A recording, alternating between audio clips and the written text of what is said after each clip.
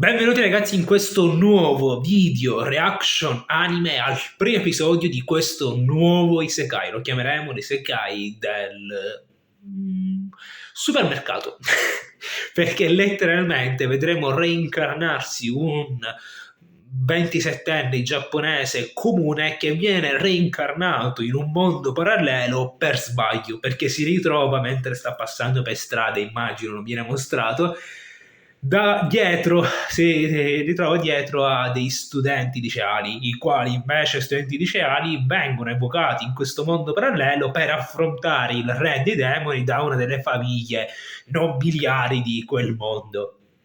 Il protagonista, che nota subito qualcosa di losco nella famiglia nobiliare e soprattutto non avendo un grande potere, avendo soltanto come abilità unica il supermercato online che gli permette, utilizzando le monete del mondo, quindi neanche può comprare all'infinito, utilizzando le monete di quel mondo gli permette di comprare oggetti, cibo, non so fino a dove questo supermercato possa arrivare onestamente, perché in questo primo episodio vediamo che compra dei cibi pronti, delle salse pronte, ma anche ad esempio un fornello per il campeggio, quindi sicuro non si limita soltanto al cibo.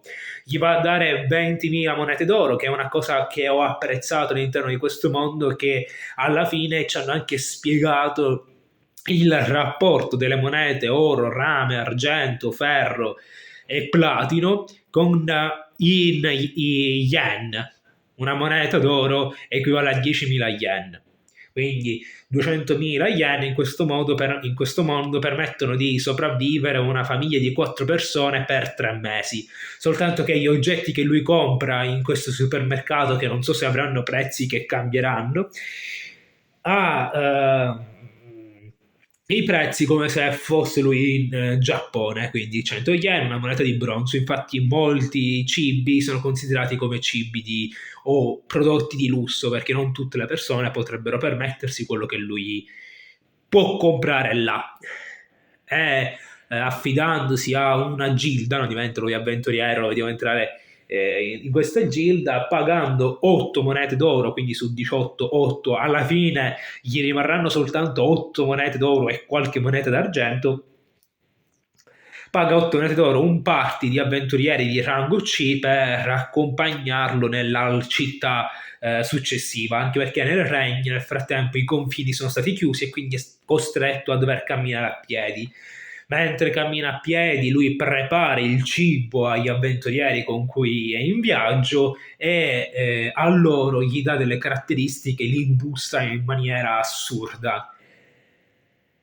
Può sembrare la visione di questo primo episodio ciò che mi turbava è che avevo paura che diventasse troppo piatto quest'anime, troppo chill, troppo da niente di avventuroso, niente di particolarmente eclatante, niente di forte, niente di combattimento, perché quando lo vediamo anche che compare la creatura più infima, lui non riesce a combatterla, perché quello che può fare è soltanto comprare degli oggetti, avere la valutazione, che è un'abilità unica in questo mondo rara, e l'item box, che ne nascono uno su 1.000 persone o 10.000 persone, non mi ricordo adesso di preciso quanti sono. E questa mia paura viene totalmente distrutta dal finale dell'episodio, in cui lui stipula un contratto con una creatura così grande che ha messo paura agli stessi avventurieri di rango C, dandogli parte di carne preparata con soia caramellata, fritta, e stipano questo contratto. Non sappiamo questo contratto fin dove si spinge, fin dove lui magari prende poteri, non lo so. Fatto sta che diventa un suo famiglio, e già questo è una creatura che può mettere paura a un gruppo, non a uno solo, a un gruppo di avventurieri di grado C. Secondo me già lo è soltanto nel primo episodio, quindi già lo proietto una strada, una vita avventurosa.